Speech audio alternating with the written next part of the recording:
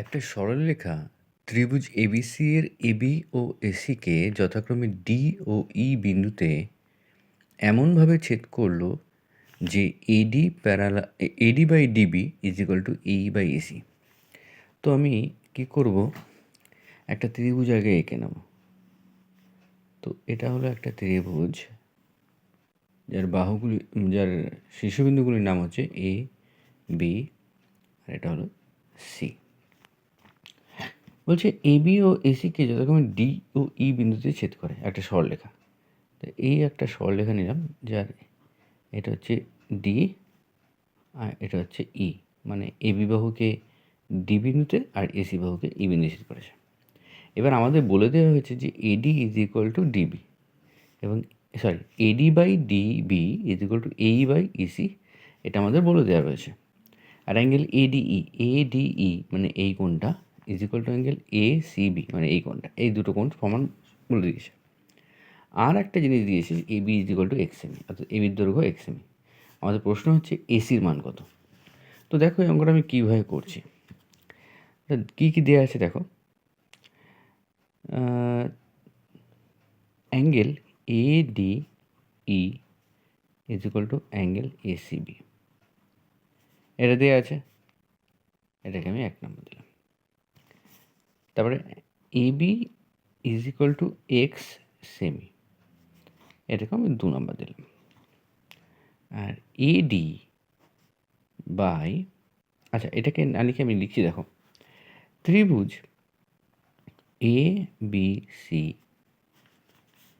এর ক্ষেত্রে কী দেওয়া আছে, এর ক্ষেত্রে এডি বাই ডিবি মানে এই AD is by DB is equal to A by EC. তাহলে AD by DB is equal to AE by EC, ঠিক আছে। তাহলে ত্রিভুজ এবির ক্ষেত্রে এটা দেওয়া রয়েছে। তাহলে আমি কি লিখতে পারি, অতএব থ্যালেসের উপপাদ্য অনুযায়ী,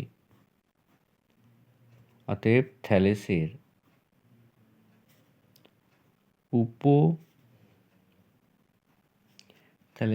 উপপাদ্য অনুযায়ী ডিই অবশ্যই বিসি এর সমান্তরাল হবে। ক্লিয়ার, বোঝা গেছে? যদি কোনো ত্রিভুজের এই দুটো বাহু পরস্পর কী হয়, মানে এই দুটো বাহুর অনুপাত যদি পরস্পর সমান হয়, তাহলে সেটা তাহলে এই বাহুটা আর এই বাহুটা কিন্তু সমান্তরাল হয়।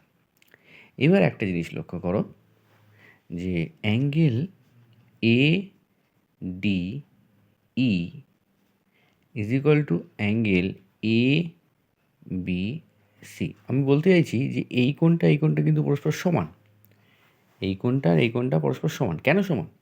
বিকজ কারণটা দিচ্ছি, যেহেতু ডিই প্যারালাল বিসি, অর্থাৎ ডি বিসির সাথে সমান্তরাল, এবং এই এবি ছেদক সাপেক্ষে, এবং এবি ছেদক সাপেক্ষে অনুরূপ কোণ,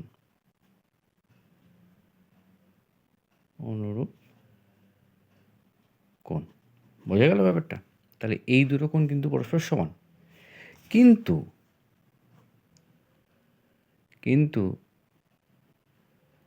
দেওয়া আছে, কি দেওয়া আছে, যে অ্যাঙ্গেল এ ডি ই, মানে এই দেখো 1 নম্বরটা, ADE is equal to angle ACB, তাই তো? এডিই আর এসিবি পরস্পর সমান, এটা দেওয়া আছে। ওকে, আচ্ছা এডিইটা এবিসি এর সাথে সমান, অর্থাৎ এই কোণটার সাথে সমান, আবার এডিইটা এই কোণটার সাথে সমান। তাহলে এ যদি 10 ডিগ্রি হয়, তাহলে এও 10 ডিগ্রি, আবার এ যদি 10 ডিগ্রি হয়, তাহলে এও 10 ডিগ্রি। তাহলে আলটিমেটলি আমি বলতে পারি এই দুটো কোণ পরস্পর সমান। Therefore angle A B C is equal to angle A C B, ঠিক আছে? আচ্ছা এবার এখান থেকে বোঝো, যদি এই কোণ আর এই কোণ সমান হয়, তাহলে অবশ্যই এবি বাহু আর এসি বাহু সমান হবে, কেন কি আমরা জানি কোনো ত্রিভুজের দুটি বাহু যদি সমান হয় বা দুটি কোণ যদি সমান হয় তাহলে বিপরীত বাহুগুলো পরস্পর সমান হয়। তাহলে আমি লিখতে পারি অতএব AB is equal two AC। লজিকটা লিখে দিচ্ছি, যেহেতু ত্রিভুজ ABC এর angle ABC is equal to angle ACB। ঠিক আছে, যেহেতু কোনো ত্রিভুজের দুটো কোণ সমান সেহেতু সেই কোণের বিপরীত বাহুগুলো পরস্পর সমান হবে। অর্থাৎ এই কোণের বিপরীত বাহু AB আর এই কোণের বিপরীত বাহু AC, এরা পরস্পর সমান। তাহলে AB আর AC যদি পরস্পর সমান হয়, আমাদের যখন ইনফরমেশান দেওয়া রয়েছে যে AB is equal to X semi. কত AB কত সেমি? ABর মান হচ্ছে এক্স। তাহলে AB যদি এক্স হয়, দেয়ারফোর আমরা লিখতে পারি AC is equal to X semi. খুব ভালো একটা অঙ্ক এটা, খুব সুন্দর লজিক দিয়ে আমি বোঝানোর চেষ্টা করেছি তোমাদেরকে। লজিকটাকে মাথায় রেখো, যদি পরীক্ষায় আসে এটা করে দিয়ে এসো। ঠিক আছে, চলো আজকে এই পর্যন্ত থাকলো। Tata, bye bye.